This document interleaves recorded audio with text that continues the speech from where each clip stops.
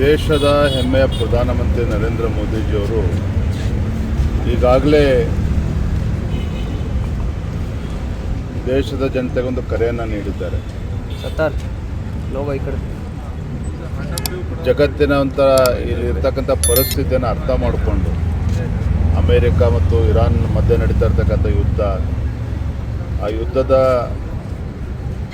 ಪರಿಣಾಮದಿಂದ ಆಗ್ತಾ ಇರ್ತಕ್ಕಂಥ ದುಷ್ಪರಿಣಾಮಗಳು, ಯಾವ ರೀತಿ ಆರ್ಥಿಕ ಸಂಕಷ್ಟ ಭಾರತವು ಒಳಗೊಂಡಂತೆ ಜಗತ್ತಿನ ಬೇರೆ ಬೇರೆ ದೇಶಗಳ ಮೇಲೆ ಯಾವ ರೀತಿ ಪರಿಣಾಮ ಬೀರ್ತಾ ಇದೆ, ಇದೆಲ್ಲದರ ಪರಿಣಾಮವಾಗಿ ಭಾರತದಲ್ಲೂ ಕೂಡ ಪ್ರತಿಯೊಬ್ಬರು ಕೂಡ ಮಿತ ವ್ಯಯದ ಬಗ್ಗೆ ಚಿಂತನೆಯನ್ನು ಮಾಡಬೇಕು, ಗಂಭೀರವಾಗಿ ಮಾಡಬೇಕು. ಮತ್ತು ಸ್ವತಃ ಪ್ರಧಾನಮಂತ್ರಿಗಳೇ ತಾವು ತಮ್ಮ ಏನು ಪ್ರೋಟೋಕಾಲ್ ಇದೆ ಆ ವಾಹನಗಳನ್ನು ಕಡಿತಗೊಳಿಸಿರ್ತಕ್ಕಂಥದ್ದು,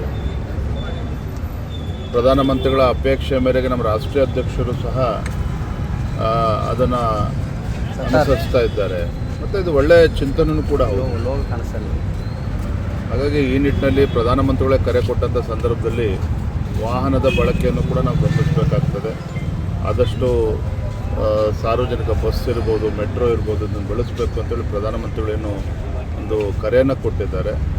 ಮತ್ತು ಅವರು ಇಡೀ ದೇಶದ ಪ್ರತಿಯೊಬ್ಬ ಪ್ರಜೆಗೂ ಕೂಡ ಒಂದು ರೀತಿ ಮಾದರಿ.